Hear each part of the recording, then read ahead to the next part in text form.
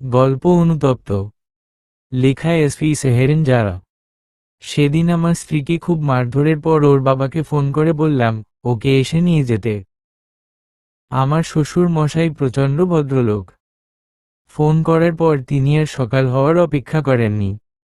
দুহাত ভর্তি বাজার সদাই, আমার আর মিলার পছন্দের বিভিন্ন ধরনের খাবার নিয়ে রাতেই হাজির হলেন আমাদের বাসায়। আমি যখন বাসায় ফিরলাম তখন ঘড়ির কাঁটা রাত 11টায়। ড্রয়িং রুমে পা রাখতেই আমি কিছুটা অবাক হলাম।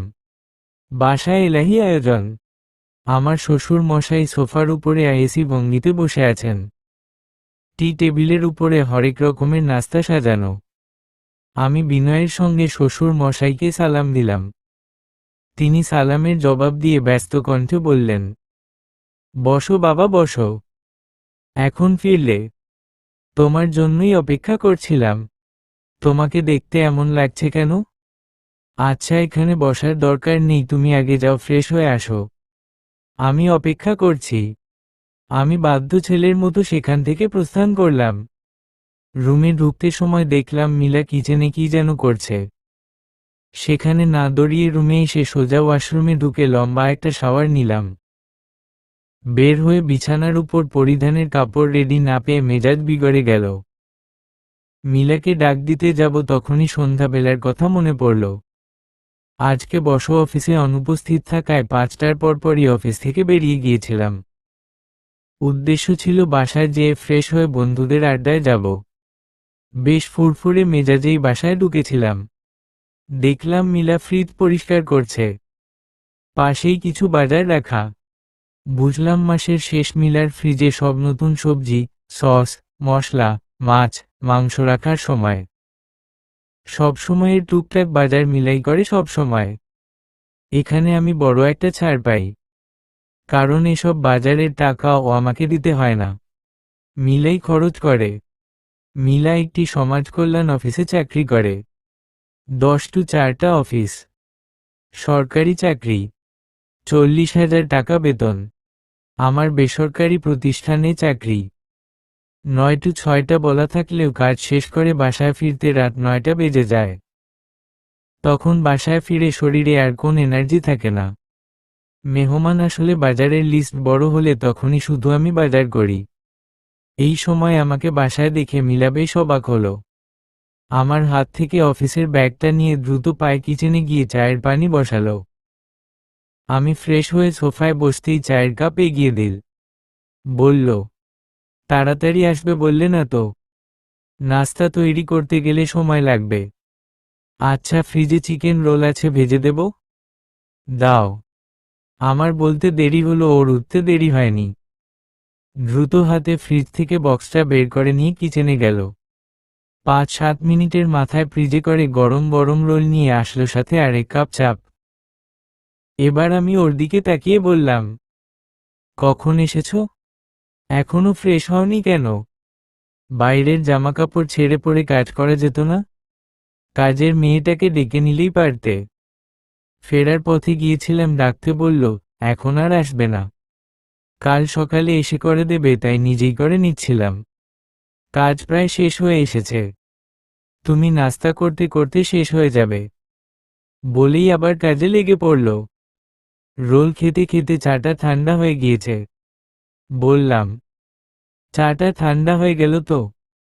দাঁড়াও, আমার কাজ শেষ, আবার করে দিচ্ছি। গরম করে দাও তাহলেই হবে, নতুন করে করতে হবে না। আচ্ছা। চাটা গরম করে এনে আমার হাতে দিয়ে সামনের সোফায় বসল মিলা। বলল, আমার লেটারটা ক্যান্সেল করে দিয়ে চিটাগাংয়ে বদলি করে দিয়েছে। আসার সময় রেজিগনেশন লেটার জমা দিয়ে এসেছি। একটু শান্তিতে বসে চাটা খাচ্ছিলাম। মিলার কথা শুনে মুখ থেকে গরম চা ছিটকে বেরিয়ে আসলো। কি বললে? রেজিগনেশন দিয়ে এসেছি। এবার আমার মেজাজটা চটে গেল। রেজিগনেশন দিয়ে এসেছ মানে? তুমি চাকরিটা ছেড়ে দিয়েছ? এই দ্রব্যমূল্য ঊর্ধ্বগতির বাজারে একা মানুষ চাকরি করে সংসার চালানো কত মুশকিল তা তুমি জানো? 40,000 টাকা বেতন তোমার কাছে ফাজলামো মনে হয়? এত শান্তির চাকরি তোমার কেন ছাড়লে? আমাকে একবার জিজ্ঞাসা করবে না? তো কি করব? চিটাগাংয়ে আমি একা একা কিভাবে থাকব? সেখানে আমি কিছু চিনি। মিলার কথা শুনে আমার মেজাজ আরো খারাপ হয়ে গেল। এটা কোন কারণ হলো চাকরি ছাড়ার? এজন্য কেউ চাকরি ছাড়ে? চিল্লিয়ে বললাম, চিটাগাং যে থাকা লাগলে থাকবে। যেখানে বদলি করবে সেখানে গিয়ে থাকবে। তুমি চাকরি কেন ছাড়বে? এবার মিলাও চিল্লিয়ে উঠল, আমার ইচ্ছে। তাতে তোমার কি? এবার আর আমি নিজেকে ধরে রাখতে পারলাম না। প্রচণ্ড বিরক্তিতে এক চড় বসিয়ে দিলাম তার গালে। ব্যাপারটা এখানেই শেষ হয়ে যেতে পারত, কিন্তু না। মিলা কি যেন বলল, আমার ঠিক মনে নেই। তারপরে আমি ওকে প্রচণ্ড মারলাম। চড়, কিল, লাথি কিছুই বাকি রাখিনি। সেভাবেই বাসা থেকে বেরিয়ে গিয়েছিলাম। তখনই মনে পড়ল মিলার বাবা গত দুদিন যাবৎ ফোন করছেন, তার ছোট মেয়ের বিয়ে ঠিক হয়েছে। এঙ্গেজমেন্ট করিয়ে রাখবেন, আগ্ধ হয়ে যাবে, অনুষ্ঠান করবেন কিছুদিন পর। কালকেই এঙ্গেজমেন্টের অনুষ্ঠান। পকেট থেকে ফোন বের করে ফোন লাগালাম শ্বশুরমশাইয়ের নাম্বারে। বললাম, আমি ব্যস্ত থাকবো, যেতে পারবো কিনা জানি না, তবে আগ্দের সময় আসার চেষ্টা করব। আপনি বরং এসে মিলাকে নিয়ে যান। তারপরে চলে গিয়েছিলাম বন্ধুদের আড্ডায়। ভেবেছিলাম শ্বশুরমশাই সকালে আসবেন, কিন্তু তিনি যে এখনই চলে আসবেন সেটা বুঝতে পারিনি। এর মধ্যেই মায়ের গলা শুনতে পেলাম, না বেয়াই মশাই, রাতের খাবার না খেয়ে কিছুতেই যেতে পারবেন না। আমি অবাক হলাম, মা কোথা থেকে আসলেন? ভাবনা থেকে বেরিয়ে দ্রুত পায়ে ড্রয়িং রুমে এলাম। মা আর শ্বশুর মশাই বসে আছেন। ডাইনিংয়ের হরেক রকমের খাবার সাজানো। মাকে উদ্দেশ্য করে বললাম, তুমি কখন আসলে? মিষ্টি পাগলামি করছিল দেখে কালকে ওদের বাসায় এসেছিলাম। আজকে ভাবলাম মিলার সাথে দেখা করে যাই, তাই সন্ধ্যায় এসেছি। মিষ্টি আমার বোনের মেয়ে, বয়স 4 বছর। ওর নাম মিষ্টি নয়, ওর ভালো নাম আরাধ্য। কিন্তু মেয়েটা দেখতে এত মিষ্টি যে ওকে অন্য নামে ডাকতে ইচ্ছে করে না। তাই আমরা সবাই ওকে মিষ্টি বলেই ডাকি। আমার বোন আমার ছোট। ওর হাজবেন্ড বদলি হয়ে এই 8 মাস মতো হলো আমাদের পাশের এলাকায় এসেছে। মাঝে মধ্যে ছুটির দিনে আসে আমাদের বাসায়।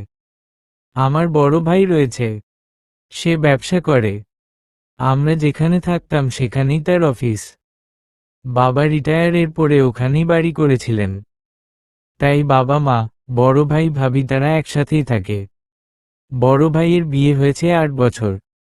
কোন সন্তান নেই, এ নিয়ে আমাদের কারোরই কোন আপত্তি নেই। তবে বর্তমানে ভাবি সন্তান সম্ভবা। এই তো 8 মাস চলছে। এই 8 মাসে আমার মা ভাবিকে রেখে কোথাও যাননি। এমনকি ভাবিকে তার বাপের বাড়িতেও যেতে দেননি, সে নিজেই কাছে রেখে ভাবিকে যত্ন করছেন। মা অন্যরকম মানুষ। বউ শাশুড়ি দ্বন্দ্ব বিষয়ক কোন ঝামেলা আমাদের পরিবারে নেই। উল্ট মা তার ছেলেদের চেয়ে বউদের বেশি যত্ন করেন। হয়তো মিষ্টি বেশি বিরক্ত করছিল, এজন্যই বাধ্য হয়ে আসতে হয়েছে। সবাই মিলে টেবিলে খেতে বসলাম।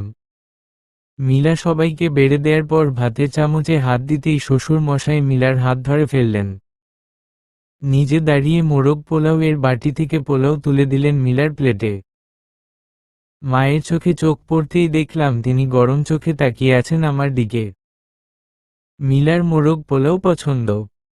শুধু পছন্দ বললে ভুল হবে, রীতিমতো পাগল। তবে মিলা খেল না, পাশ থেকে অল্প একটু খেল। সব খাবার প্লেটেই পড়ে রইল। উঠে চলে গেল রেডি হতে। রাত বাড়ছে, বেরোতে হবে তো। বসে আছি বিয়ের আসরে, সামনেই হুজুর বর কনের আকত পড়াচ্ছে। নীলাকে দেখে খুশিই মনে হচ্ছে। অবশ্য বর পছন্দ হলে সব মেয়েই বিয়ের সময় খুশি থাকে। এসেছি আধা ঘন্টা হয়েছে। মিলাকে একবার দেখেছিলাম, হালকা একটা জামা পরেছে, মুখেও কোন প্রসাধনী দেয়নি, অল্প কিছু অলংকার পরেছে শুধুমাত্র। কথা হয়নি বললে ভুল হবে, আমি এগিয়ে যাইনি ওর দিকে। গেলে ও নিজে থেকেই কথা বলতো।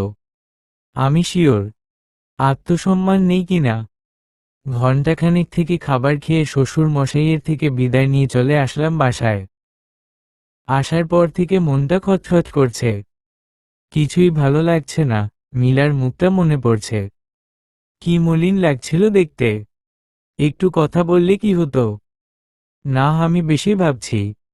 ওর একটা শিক্ষা হওয়া দরকার। যা করেছি ঠিক করেছি। নিজেকে সান্ত্বনা দিয়ে ঘুমাতে গেলাম, কিন্তু ঘুম আসছে না। কিছুক্ষণ এপাশ ওপাশ করে ফোনটা হাতে তুলে নিলাম। দেখলাম বিদিশাকে অনলাইন দেখাচ্ছে। কিছু না ভেবে সাথে সাথেই মেসেজ করলাম। হঠাৎ কলিং বেলের শব্দে চমকে উঠলাম। রাত 12টা বাজে, এত রাতে কে আসবে? ফোনের দিকে তাকিয়ে দেখলাম রাত 12টা নয়, 2:30 বাজে। বিদিশার সাথে কথা বলতে বলতে কখন যে এত রাত হয়ে গিয়েছে খেয়ালই নেই। দরজা খুলে দিয়ে আমি ভূত দেখার মতো চমকে উঠলাম। সামনে মিলা দাঁড়িয়ে আছে, হাতে ছোট একটি ব্যাগ। আমার যেন বিশ্বাস হলো না। আমি পাশ ফিরে ড্রয়িং রুমে লাগানো বড় দেয়াল ঘড়িটার দিকে তাকালাম। সত্যিই রাত 2:30 বাজে। মিলা রুমে এসে ব্যাগটা রাখতেই আমি প্রশ্ন করলাম, কার সাথে এসেছো? একা। একা মানে? যদি কোন বিপদ হতো? হয়নি তো? তোমার মনে হয় না ইদানিং তুমি একটু বেশি বেশি করছো? এত রাতে আসার কি দরকার ছিল? কাল সকালে আসলেই পারতে। কেন একা বাসায় কি করছিলে? আমি আসায় কি খুব বেশি সমস্যা হয়ে গিয়েছে? উল্টাপাল্টা বকবে না, ঠিক করে কথা বলো। ভুল কি বললাম? এখন আর আমাকে ভালো লাগে না বলে দিলেই পারো। ওকে এই সময় এভাবে একা দেখে এমনিতেই মেজাজটা চটেছিল। এবার নিজেকে সামলানো মুশকিল হয়ে গেল। মিলার গালে পরপর 3টে থাপ্পড় দেওয়ার পর আমার হুঁশ ফিরল। বুঝলাম এখন এখানে থাকাই রিস্কি। কখন কি করে বসি ঠিক নেই। এখানে আর কিছুক্ষণ থাকলে মিলা যে আরো মার খাবে আমি সে ব্যাপারে নিশ্চিত। তাই ওভাবেই বাসা থেকে বেরিয়ে গেলাম। নিজেকে ধাতস্থ করে ফজরের নামাজ শেষ করে আমি যখন বাসায় ফিরলাম তখন সকাল 5:30 বাজে। আমার কাছে বাসার চাবি ছিল, কিন্তু চাবির কোন দরকার পড়ল না। দরজা খোলাই ছিল। ধীর পায়ে বাসায় ঢুকে দরজা লক করে বেডরুমে গেলাম। মিলা পাশ ফিরে ঘুমিয়ে আছে। ওর ঘুম খুব পাতলা, তাই আমি ভীষণ আস্তে করে ওয়াশরুমে ঢুকে গেলাম যাতে কোন শব্দ না হয়। সারা রাত নির্ঘুম পার করার পর এখন যদি ঠান্ডা পানিতে একটা গোসল না দেই তাহলে নিজের সাথে জুলুম করা হবে। চায়ের কাপ হাতে রুমে এসেছি একটা প্রয়োজনীয় ফাইল নিতে। বিছানায় ঘুমন্ত মিলার দিকে চোখ যেতেই মনে হলো মিলা গভীর ঘুমে মগ্ন। চায়ের কাপে চুমুক দিতেই মুখটা বিকৃত হয়ে গেল। কি বাজে চা বানিয়েছি! অফিসের কেয়ারটেকার ছেলেটাকে যে রাগারাগি করি ও তো এত খারাপ চা বানায় না। আচ্ছা, তাহলে মিলা এত সুন্দর চা কিভাবে বানায়? নেক্সট টাইম রেসিপিটা নিতে হবে। এসব ভাবতে ভাবতে মিলার দিকে চোখ পড়তেই খটকা লাগলো। মিলা তো এভাবে ঘুমায় না। খাটের পাশে বসে ওর নাকের কাছে হাত নিতেই দেখলাম খুব আস্তে শ্বাস চলছে। হঠাৎ মেসেজের টুং শব্দে পাশ ফিরে বেডসাইড টেবিলের উপর থেকে ফোনটা হাতে নিলাম। বিদিশার মেসেজ। আনরিড মেসেজ 5টা। মেসেজ স্ক্রোল করে দেখলাম উপরের আরো কয়েকটা মেসেজ যেগুলো সিন দেখাচ্ছে, কিন্তু এগুলো তো আমি দেখিনি। তখনই আমার মনে পড়ল রাগ করে বেরোনোর সময় ফোনটা সাথে নেওয়া হয়নি। বাসায় ছিল। তবে কি মিলা? না, না। ফোনটা বেডসাইড টেবিলে রাখতে গিয়ে দেখলাম একটি খালি ওষুধের পাতা। নামটা পড়তেই আমি আতঙ্কিত হলাম। এত ঘুমের ওষুধ! সেবার প্রচণ্ড জ্বরের পর ঘুম হতো না, তখন ডাক্তার দিয়েছিল। দুদিন দুটো খাওয়ার পর আমি ঘুমের তোড়ে চোখ খুলতেই পারছিলাম না, তখনই খাওয়া বন্ধ করে দেই। পাতায় মোট 8টা ওষুধ ছিল। আমি দুটো খেয়েছিলাম। কিন্তু এখন পাতা পুরো ফাঁকা, পাশে পানির গ্লাসটাও খালি। তাহলে বাকি 6টা ঔষধ? না না, অসম্ভব। মিলা এমন করবে না। মিলার গালে হালকা থাপ্পড় দিয়ে ডাকতে লাগলাম, মিলা, মিলা, এই মিলা। চোখ খুলছে না দেখে মুখে পানির ছিটা দিলাম, তাতেও মিলা উঠল না। এবার আমি নিশ্চিত হয়ে গেলাম যে মিলা ওষুধগুলো খেয়ে নিয়েছে। দুহাতে মাথার চুল খামচে ধরলাম। পাগল পাগল লাগছে। এখন আমি কি করব? আমি ওকে কোলে নিয়ে সেদিন পাগলের মতো সিঁড়ি দিয়ে নেমেছিলাম। দরজা খোলা, মোবাইল বাসায়, শুধুমাত্র মানিব্যাগটা পকেটে নিয়েছিলাম। ওকে ইমার্জেন্সি রুমে দেওয়ার পর আমার খেয়াল হয়েছিল আমার পায়ে জুতো অবধি নেই। সেদিন যেন কোন সম্পদের চিন্তা আমায় চিন্তিত করতে পারছিল না। শুধুমাত্র ভাবছিলাম মিলা, মিলা আর মিলা। কোন খারাপ কিছু হয়ে যেতে পারে এটুকুও ভাবতে পারছিলাম না, মস্তিষ্ক শূন্য লাগছিল। সেবার ওকে বাঁচাতে যেয়ে আমার ব্যাপক খরচা হয়েছিল।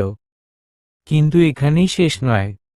সবচেয়ে বড় ধাক্কাটা আমি সেবারই খেয়েছিলাম। ওকে ওয়াশ করিয়ে বিভিন্ন টেস্ট করানোর পরে যখন রিপোর্ট হাতে পেয়ে ডাক্তার আমাকে ডাকলেন তখন তিনি জানালেন, মিলা 3 মাসের প্রেগন্যান্ট ছিল। কিন্তু বাচ্চাটাকে বাঁচানো সম্ভব হয়নি। এই খবরটা আমি যখন পেলাম তখনও মিলা পুরোপুরি সুস্থ নয়। আমার দুনিয়াটা যেন দুলছিল। ওকে কেবিনে দেওয়ার পর আমি বাসায় ফিরেছিলাম।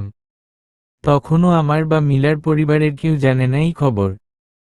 কিভাবে জানবে? আমি তো কাউকে জানাইনি, ফোন নেই কাছে। বাসায় এসে দেখলাম দরজা লাগানো। বিল্ডিংয়ের কেয়ারটেকারকে ডাকতে তিনি জানালেন পাশের বাসার ভাবি লক করেছেন। ভাবির বাসায় নক করতেই তিনি উদ্বিগ্ন হলেন মিলার খবর জানতে। কি হয়েছে, তখন ওভাবে কেন দৌড়াচ্ছিলাম? আমি তেমন কিছু বললাম না। ওনাকে আমি তেমন একটা পছন্দ করি না। মহিলা গৃহিণী, আর গৃহিণীদের কাজই হলো গসিপ করে বেড়ানো। বাসায় ঢুকে ফ্রেশ হয়ে রেডি হওয়ার জন্য কাপড় খুঁজতে আলমারি খুললাম। কোথায় কি রাখা কিছুই জানি না। এগুলো তো সব মিলেই করে। বিরক্ত লাগছিল। কিছু কাপড় এলোমেলো করার পর যখন একটা টি শার্ট টান দিলাম তখন কিছু ছোট ছোট জিনিস নিচে পড়ে গেল। আমি হাঁটু মুড়ে বসতেই দেখলাম কুশি কাটার কাজ করা ছোট্ট ছোট্ট কয়েক জোড়া জুতা। আমার বুকের মধ্যে কেমন যেন করে উঠল। ওগুলো ধরতে যেয়ে খেয়াল করলাম আমার হাত কাঁপছে। হসপিটালে পৌঁছে মিলার কেবিনে ঢুকতে অবাক হলাম। পাশের বাসার ভাবি, তিনি তখন আমার কাছ থেকে জেনে নিয়েছিলেন মিলা কোন হসপিটালে আছে। এর মধ্যে আমার আগে চলেও এসেছে। কাছে এগোতেই দেখলাম তিনি পরম যত্নে ঘুমন্ত মিলার মাথায় হাত বুলিয়ে দিচ্ছেন। পাশ ফিরে আমাকে দেখে বিষণ্ণ মুখে জিজ্ঞাসা করলেন, বাচ্চাটা আর নেই, তাই না? আমার অবাক লাগল। যে খবর আমি জানি না সে খবর তিনি কিভাবে জানলেন? পাশ থেকে বিষণ্ণ মুখে ভাবি বলতে লাগলেন, 2 মাস হলো মিলা খবরটা জেনেছে। আমি সাথে করে ডাক্তারের কাছে নিয়ে গিয়েছিলাম। কি যে খুশি ছিল। আমি বললাম আপনাকে বলে দিতে। কিন্তু ও বলল না, 2 মাস পর আপনার জন্মদিন, সেদিনই জানাবে, জন্মদিনের বেস্ট গিফট হবে। ভাবির কথায় মনে পড়ল আজ আমার জন্মদিন। এজন্যই বোধহয় কাল রাতে মিলা ওভাবে চলে এসেছিলে। ও আমাকে সারপ্রাইজ দিতে চেয়েছিল। কিন্তু আমার কাছ থেকে এমন সারপ্রাইজ পাবে তা আশা করেনি। আমার বুকটা ক্রমশই ভারী হয়ে যাচ্ছিল। বিয়ের এই 4 বছরে মিলাকে একদিন একটা থাপ্পড় দিয়েছিলাম। কথা কাটাকাটি ছাড়া তেমন কোন বড় ঝগড়া হয়নি আমাদের মধ্যে। সেদিনই ওকে ওভাবে মেরেছিলাম।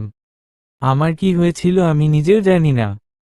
মস্তিষ্কে একটু চাপ প্রয়োগ করতেই বুঝতে পারলাম কারণটা আসলে বিদিশা। বিদিশার সাথে যোগাযোগটা শুরু হওয়ার পর থেকেই মিলার প্রতি আমার এই বিতৃষ্ণা। আমার বাচ্চা পেটে নিয়ে আমার হাতেই সেদিন সেই জঘন্য মারগুলো খেয়েছিল মিলা।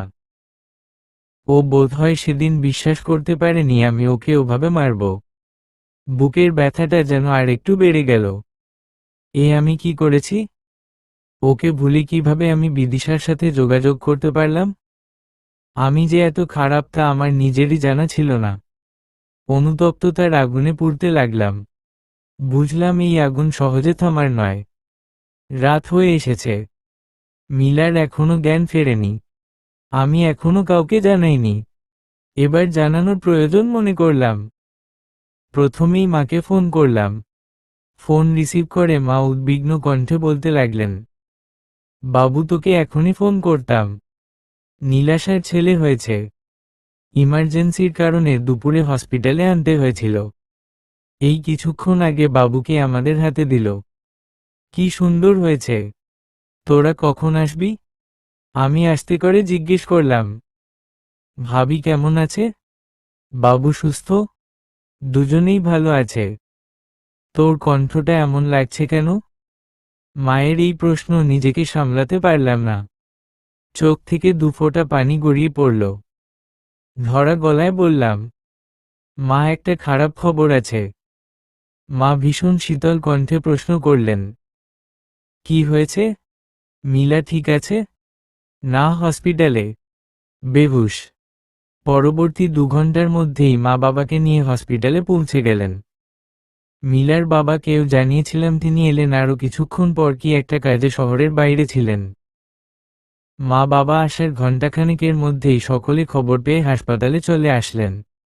মা ছাড়া মিলার অসুস্থতার আসল কারণটা কেউ জানিল না।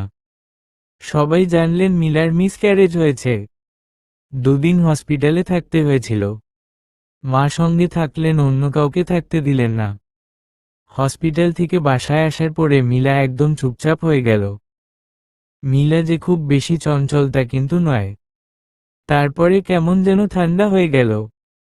সব কাজ করে কিন্তু তারপরেও কেমন যেন এক অদৃশ্য নিস্তব্ধতা। মিলাকে দেখলেই আমার ভেতরটা দুমড়ে মুচড়ে যায়। সবকিছুর জন্য নিজেকেই দায়ী মনে হয়। মনে হওয়ার কি আছে? আসলেই তো আমি দায়ী। আমি ভীষণ অনুতপ্ত। কিন্তু পরিস্থিতি আমার হাতে নেই। জ্ঞান ফেরার সাথে সাথে মিলার কাছে ক্ষমা চেয়েছি। বাসায় আনার পরে তো ওর পা ধরে বসেছিলাম। তখন মিলা ভীষণ শান্ত স্বরে বলেছিল, সে আমার উপরে একটুও রেগে নেই। ওর এই উত্তরটা আমি মানতে পারিনি। ও রাগ করছে না কেন? রাগ করুক, আমার সাথে ঝগড়া করুক, আমাকে আঘাত করুক, কিন্তু এভাবে চুপচাপ কেন থাকবে?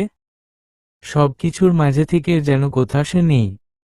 ওর বাবা আসলেন ওকে 2 দিনের জন্য বাসায় নিয়ে যেতে।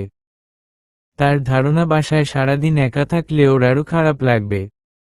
ভাই বোনদের সঙ্গে থাকলে ওর মনটা ফ্রেশ থাকবে। তবে মিলে যেতে চাইল না। ওর বাবাও হার মানার পাত্র নয়। তিনি ওকে জোর করে সঙ্গে নিয়ে গেলেন। সারাদিন অফিস করার পরে যখন বাসায় ফিরলাম তখন আমার কিছুই ভালো লাগছিল না। যেরকম রেখে গিয়েছিলাম সবকিছু ঠিক সেরকম রয়েছে। টেবিল ভর্তি খাবার সাজানো নেই, চা নিয়ে এসে কেউ সাজছে না, এই কেমন পরিবেশ। বুঝলাম আমার অজান্তেই মিলার সকল কর্মকাণ্ড আমার অভ্যাসে পরিণত হয়েছে। রাত বাড়ার সাথে সাথে আমার নিঃসঙ্গতাও বাড়তে থাকে। হঠাৎ করে ভীষণ অস্বস্তি লাগতে শুরু করল। অস্থির লাগছিল, দম টেনে তুলতে পারছিলাম না, মনে হচ্ছে হাত পা কাজ করছে না। কোন কিছু না ভেবে রেডি হয়ে বাসা থেকে বের হলাম। উদ্দেশ্য মিলার বাবার বাসা। বাসার নিচে যখন পৌঁছালাম চারপাশে তখন শুনশান নীরবতা। রাত 12:20 বাজছে, এখন বাসায় যেয়ে ওঠা ঠিক হবে কিনা বুঝে উঠতে পারলাম না। অনেক চিন্তার পর ঠিক করলাম না, বাসায় যাব না, এখানেই দাঁড়িয়ে থাকব। মিলা ব্যালকনিতে আসলে ওকে এক নজর দেখেই চলে যাব। রাতে একবার হলে ও ব্যালকনিতে আসবে, আমি শিওর। ঘন্টা পেরিয়ে যাওয়ার পরেও মিলা যখন ব্যালকনিতে আসছিল না তখন আমি নিজের উপরে ভীষণ বিরক্ত হলাম। হঠাৎ খেয়াল করলাম মিলাদের বাসার গেট খুলে কেউ বেরিয়ে আসছে। আমি নিজেকে আড়াল করে দাঁড়ালাম। উকি দিয়ে দেখতে লাগলাম এত রাতে কে বের হতে পারে। দেখলাম মানুষের অবয়বটা এদিকেই আসছে। আমাকে পেছনে ফেলে কালো ওড়নার মোড়ানো মানুষের অবয়বটা যখন সামনে এগিয়ে গেল তখনই আমি বুঝতে পারলাম এটা মিলা। আমি ধরা দিলাম না, দেখতে চাইলাম ও কি করছে। দীর্ঘ 30 মিনিট হাঁটার পরে ও 20 মিনিট যাবৎ দাঁড়িয়েছিল সিএনজি ঠিক করার জন্য। আমি বুঝতে পারলাম ও বাসায় যাচ্ছে। আমার শরীর জুড়ে ঠান্ডা এক শীতল স্রোত বেয়ে গেল।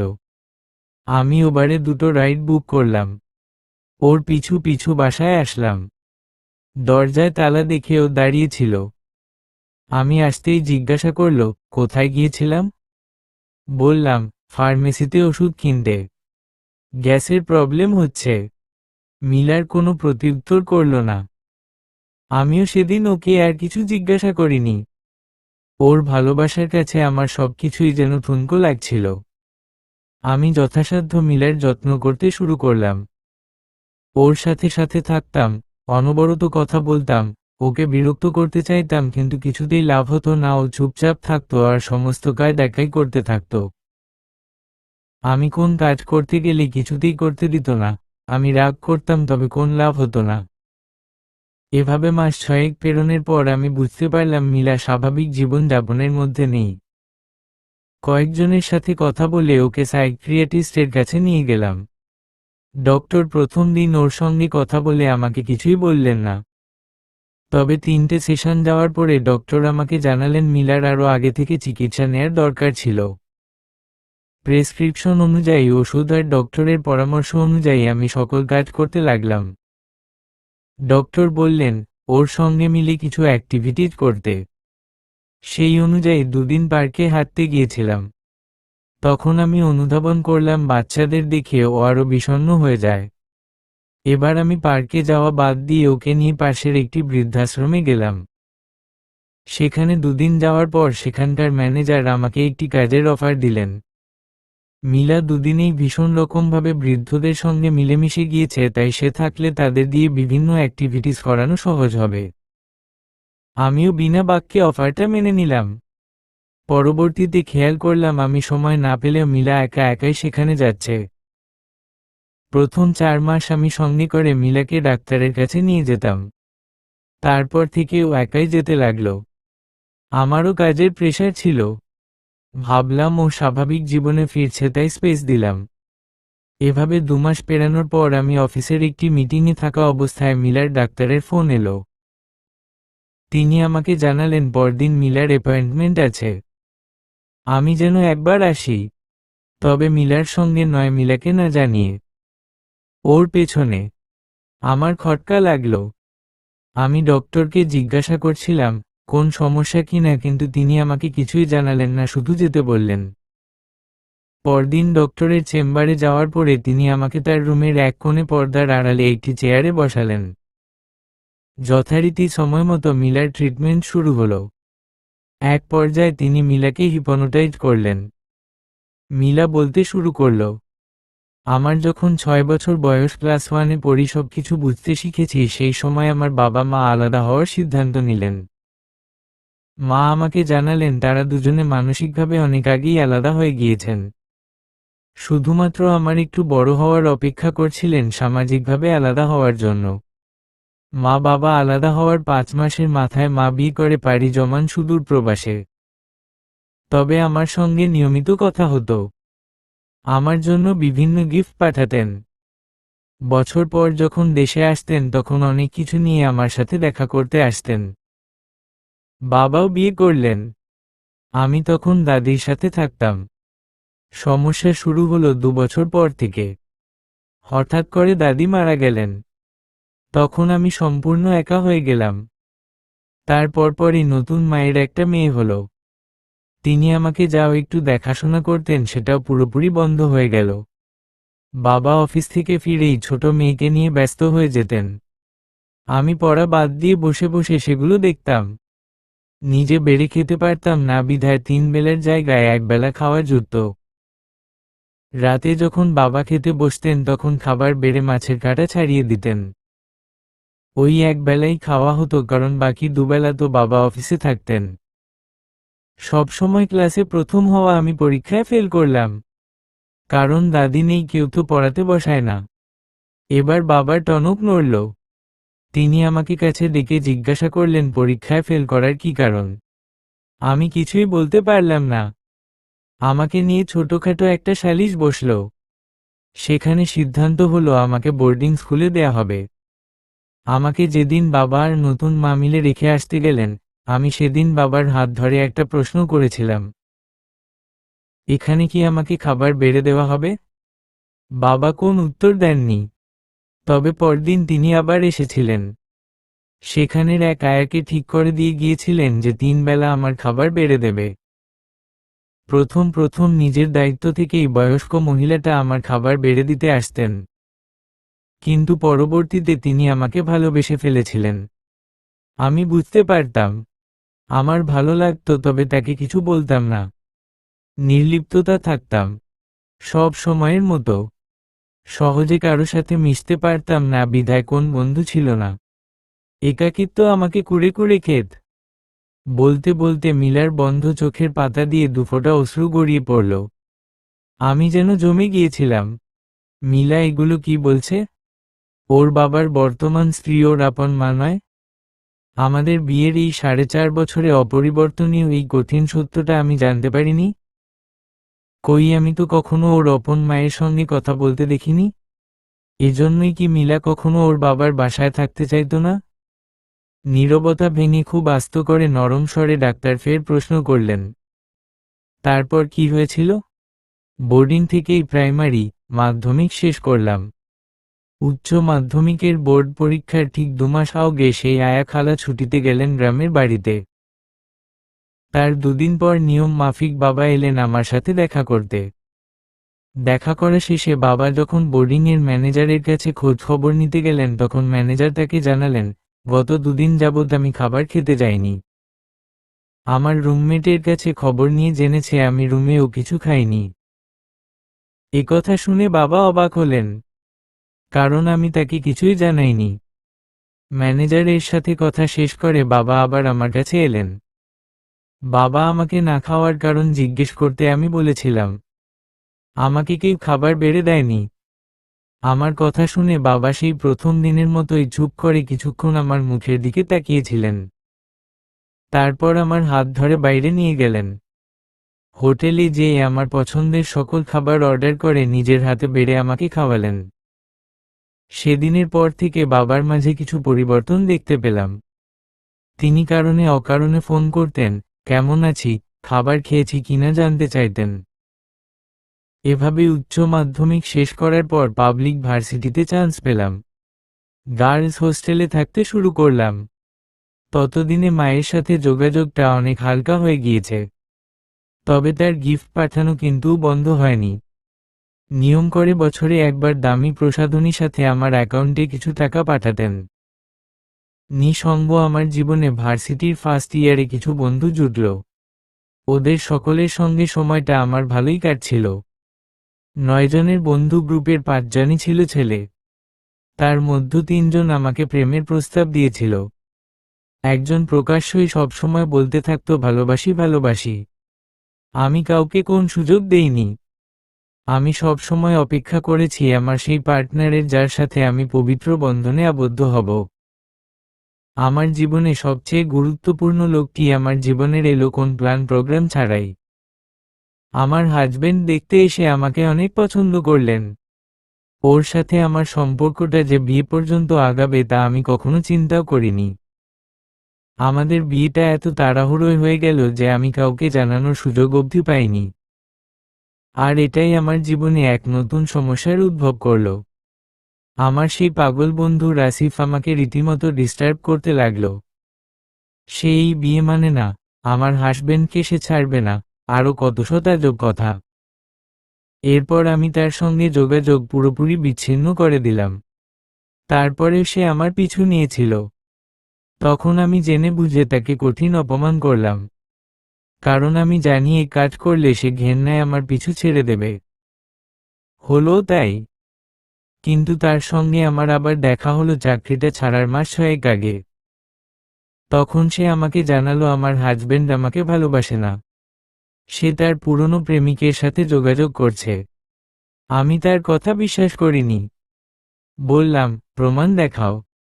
সে কোন প্রমাণ দেখাতে পারেনি। তার পরপরই আমার বদলিটা হলো। বলা বাহুল্য এর পিছনেও তার হাত রয়েছে। এটা বুঝতে পেরে আমি চাকরিটা ছেড়ে দেওয়ার সিদ্ধান্ত নিলাম।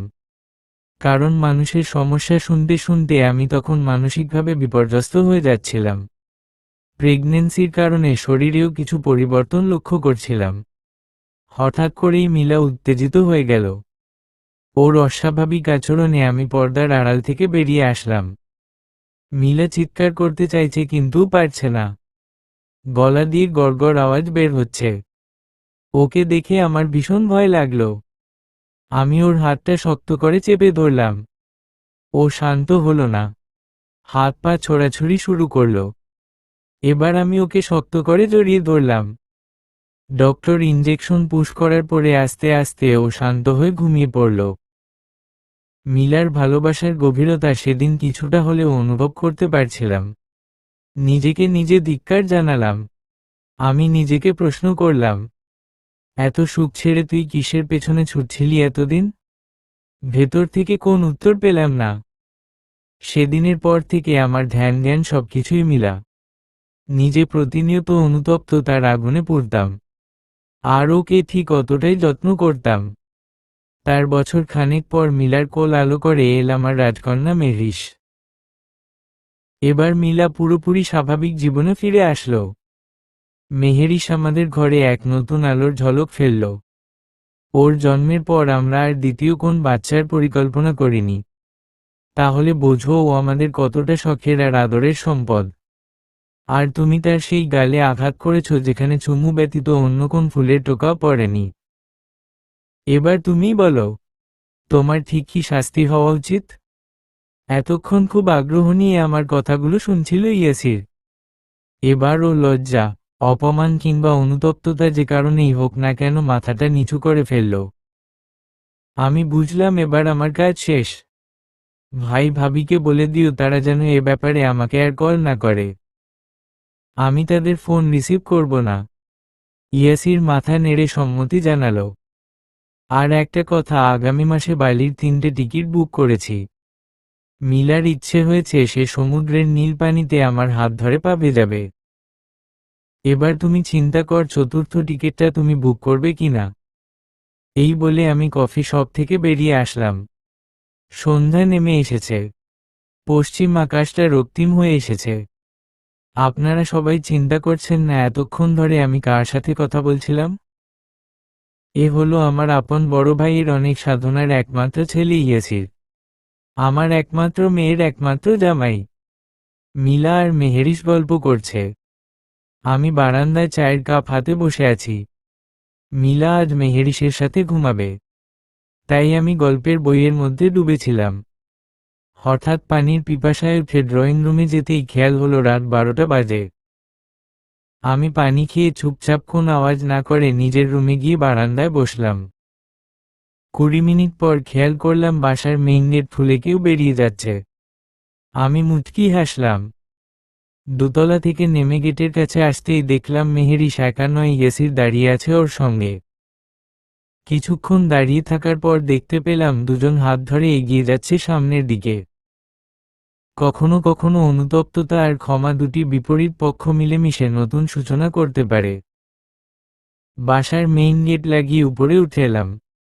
মিলাকে কোলে করে নিজেদের বিছানায় এনে শোয়ালাম। মিলা আধো আধো চোখ খুলে ঘুম ঘুম কণ্ঠে প্রশ্ন করল, কি করছো? মেহেরিশ আছে তো পাশে। আমি ওকে শক্ত করে জড়িয়ে ধরে বললাম, ঘুমোও। কিছু কিছু সমাপ্তিতে সবসময় শেষ নির্দেশ করে না। সমাপ্ত।